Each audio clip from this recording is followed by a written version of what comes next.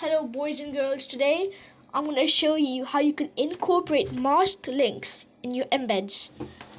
So first we need to make our command at client.command async def and whatever you want the command name to be. I'm just going to call it masked and then ctx embed is equal to Nextcord dot embed.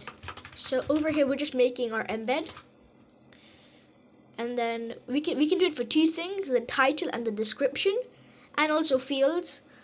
But the fields is the exact same as the description. So for the title, you need to do title, and then whatever you want to appear. I'm just gonna call mine RP codes.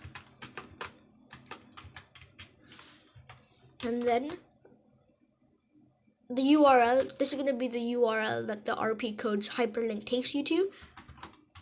I'm just going to use the one from my YouTube channel. Okay, very cool. And now if I run the code, await ctx.send embed is equal to embed. We run it. It should work now. Masked.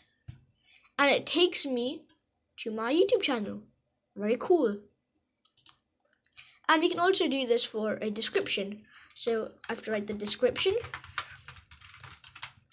is equal to, and this has to be within a string, and you have to place down two brackets, the boxy brackets, and you have to place down whatever you want to appear, RP codes,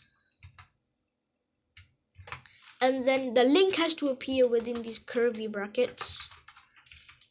It's just going to be my YouTube channel link again, and then this will appear, RP codes, and then the link within the description. If I run it again, it should work.